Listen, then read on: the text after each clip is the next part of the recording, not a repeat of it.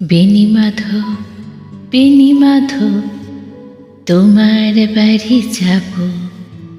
বেনি মাধব, তুমি কি আর আমার কথা ভাবো? বেনি মাধব,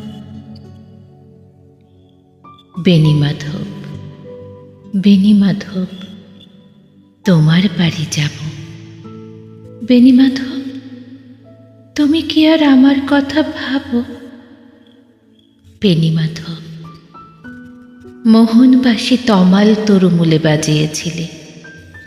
আমি তখন মালতী স্কুলে ডেস্কে বসে অঙ্ক করি। ছোট্ট ক্লাস ঘর, বাইরে দিদিমণির পাশে দিদিমণির বর। আমি তখন নবম শ্রেণী, আমি তখন শাড়ি। আলাপ হলো বেনি মাধব, সুলেখাদের বাড়ি। বেনি মাধব, বেনি মাধব, লেখাপড়ায় ভালো, শহর থেকে বেড়াতে এলে। আমার রং কালো,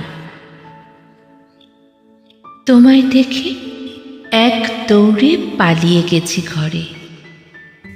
বেনি মাধব, আমার বাবা দোকানে কাজ করে। কুঞ্জে অলি কুঞ্জে তবু ফুটেছে মঞ্জুরি। সন্ধেবেলা পড়তে বসে অঙ্কে ভুল করি।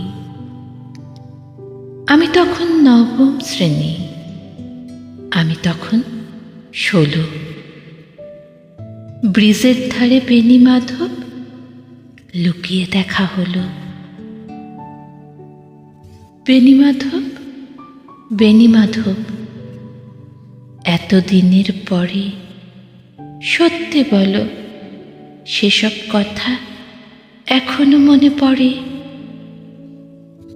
সেসব কথা বলেছ তুমি তোমার প্রেমিকাকে? আমি কেবল একটি দিন তোমার পাশে তাকে দেখেছিলাম আলোর নিচে। অপূর্ব সে আলো।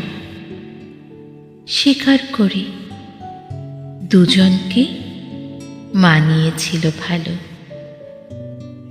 জুড়িয়ে দিল চোখ আমার, পুড়িয়ে দিল চোখ।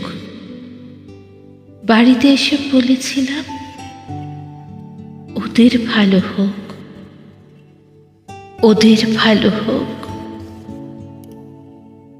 রাতে যখন ঘুমোতে যাই একতলার ঘরে, মেঝের উপর বিছান পাতা, জ্যোৎস্না এসে পড়ে। আমার পরে জীবন ছিল চূড়া পথের বাঁকে মিলিয়ে গেছে।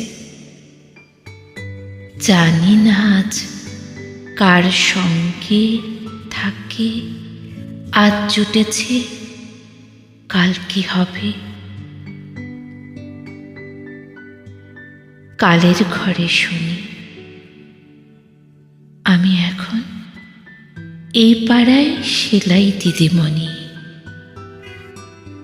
তবু আগুন, বেনি মাধব, আগুন জ্বলে কই? কেমন হবে আমিও যদি নষ্ট মেয়ে হই? কেমন হবে আমিও যদি নষ্ট মেয়ে হই? নষ্ট মেয়ে হই।